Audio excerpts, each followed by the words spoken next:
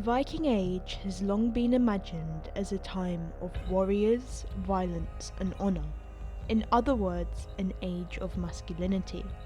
Recently, women have made their way into this narrative, usually in the form of shield-maidens who participated in the ways of the Viking warrior. But is there truth to this? What about the lives of women who did not fight, or even those of the people who did not fit neatly into Viking Age gender roles? Join me in today's video as we unpick the complex topic of Viking Age gender roles, which were crucial to understanding the wider social and political dynamics of the period. Viking Age masculinity heavily emphasized self-control, self-sufficiency and warriorhood. It was expected that most boys would one day not only head a household, but would also learn how to fight.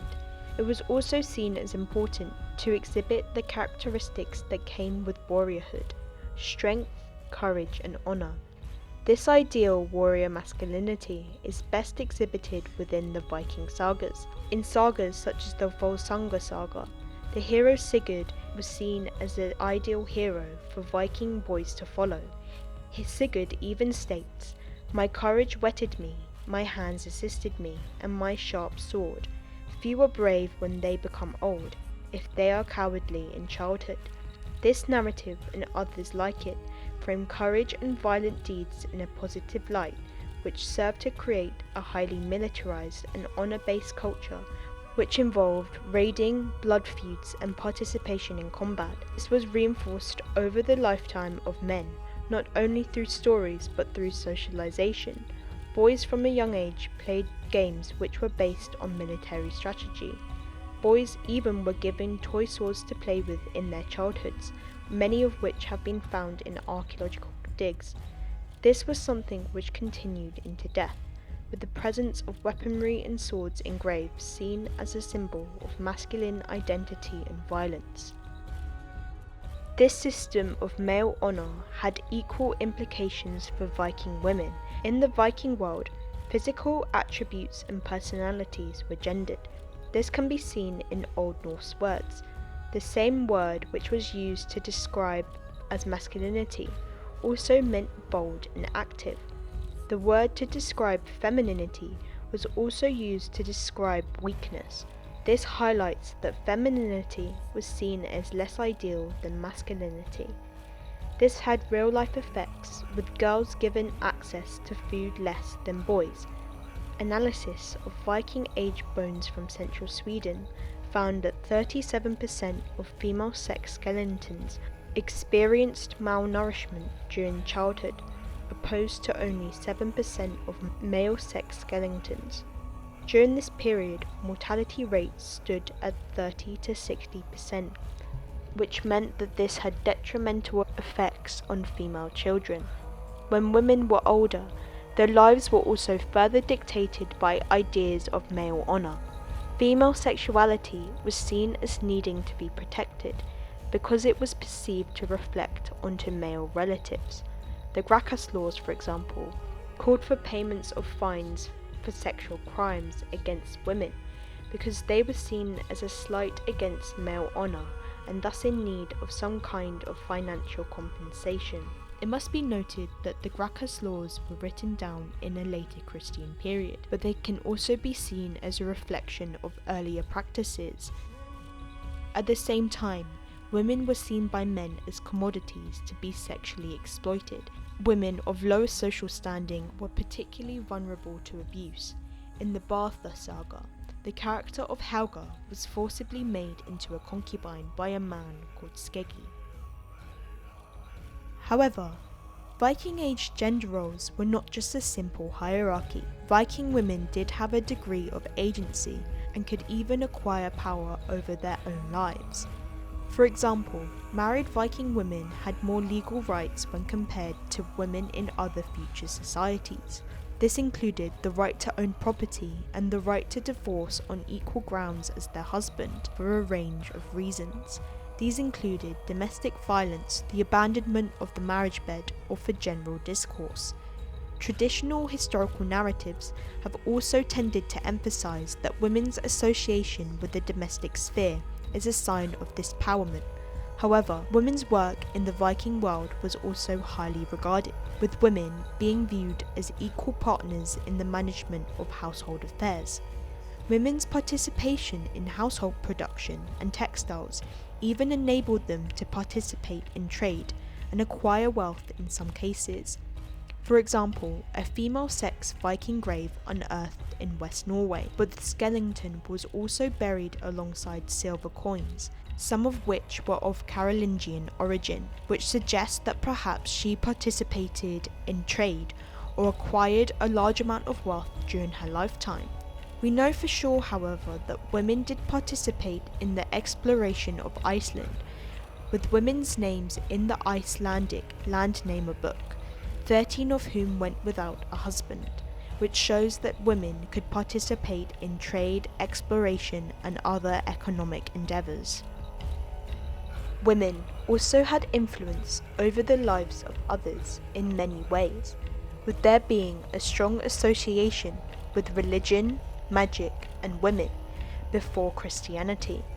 There was a clear presence of goddesses and other mythological female figures in the Norse pagan pantheon, such as the Valkyries and Freya.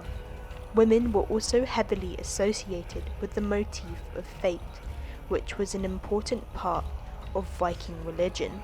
The personification of fate was even women. The Nornir, or the three spinners, are described in the Volspar as spinning the fates of both men and gods. Women in religion was not just something in stories, it was also something which happened in everyday life. Viking women could be sorceresses, known as Volva, who were consulted about everyday matters and the telling of future, with many female sex graves found with staffs, which many historians have argued are symbols of their magical occupation. For example, the Furcat woman was buried with a metal staff, alongside other ritual materials such as hallucinogenics. Not only does this indicate that during her life she was a sorceress, but it also speaks to her wealth, because she even was buried with a bronze cup from Central Asia. Ordinary Viking women within the household were linked with spiritual matters too, such as healing, midwifery, and runes.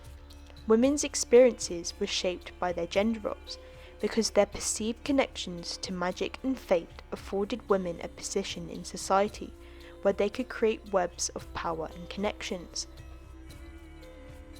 In some circumstances, women even gained political power. At times it was exercised through male relatives. Queen Tura was the mother of Harald Bluetooth, had great influence throughout her life, and is mentioned on more rune stones than any other Viking figure. Sometimes women could even exhibit power in their own right. The female sex skeletons in the Osberg ship have long been interpreted by many historians as the grave of a queen or a high-ranking political figure. This is highlighted in the sheer amount of wealth which she was buried with, which indicates that she was highly regarded in her community.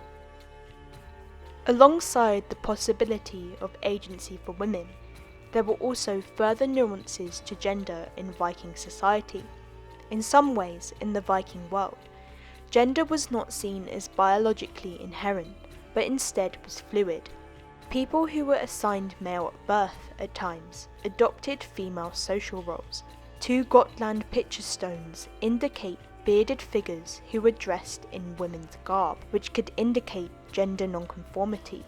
Moreover, various graves have been found of male-sex skeletons whose grave goods and jewelry styles indicate links to femininity and the domestic sphere. These have been found across the Viking world, from Kindla on Åland in Sweden to Andover in England, which show that this was not an isolated phenomena. The language of Nith, Viking insult, also suggests that there was gender nonconformity.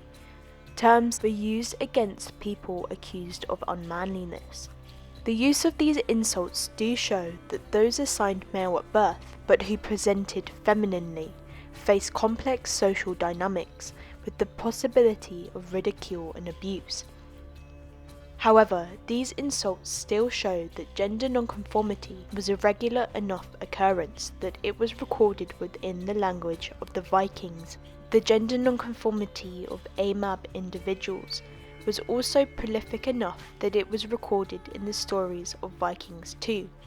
The god of mischief Loki had the ability to shift his form and gender, even becoming a female mare.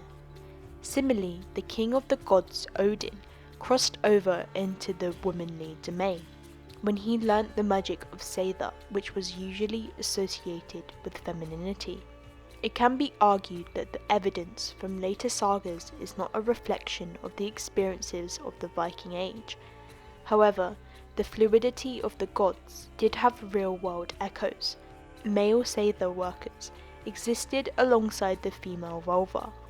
Therefore, it is evident that gender was not a fixed state in the Viking world, with everyone experiencing their bodies and their gender differently. Similarly, people who were assigned female at birth could assume male gender roles throughout their lifetime for a variety of reasons. For example, there is written evidence which suggests that AFAB individuals participated in raiding, which was usually seen as a masculine pursuit.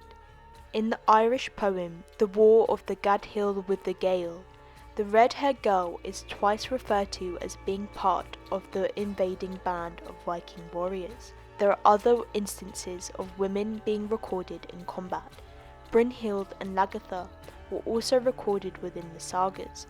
Furthermore, a few graves have been found of female sex skeletons who were buried with conventionally masculine goods, such as weaponry and battle gear.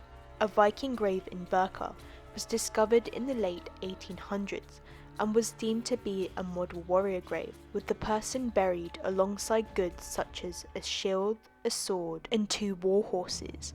However, more recent examination in the 2010s have revealed that the Birka skeleton was in fact female-sexed. Many scholars have suggested that the Birka grave could be an exception. However, a few other female-sexed warrior graves have been found, such as one which was uncovered in Sola in Norway, where a skeleton was buried with goods such as a sword, a spear, an axe, and a shield. But too often, graves like this are dismissed as simply ceremonial burials. But it is important to utilize the contextual evidence which is available in the graves themselves, which do point to the fact that these individuals did likely live as a warrior throughout their lifetimes. Alongside personal reasons, AFAB people sported gender roles for a distinctive social purpose, with unmarried daughters becoming functional sons for inheritance, transactions, and blood feuds in the absence of male heirs.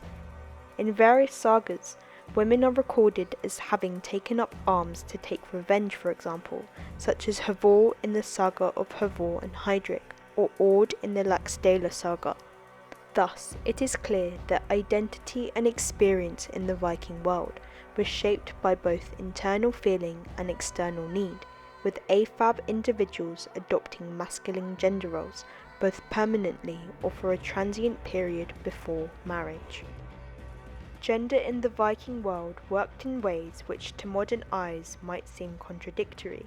As Price highlights, patriarchy was a norm of Viking society, but one that was subverted at every turn. On the one hand, the Viking Age was deeply patriarchal, with the prioritization of masculinity opening up women to violence and subordination. Yet simultaneously, the Viking world was a place where women could exhibit significant agency over their own lives and those of others. They were able to acquire wealth, engage in politics, and acquire power through religious roles. Furthermore, the so-called gender binary was far more fluid than might be imagined at first. Evidence suggests that many people were able to traverse gender, adopting either masculine or feminine roles to align with their circumstances or their own internal world. Overall, when viewing the Viking world, gender was less a solid or fixed thing. It was something which was fluid and contradictory.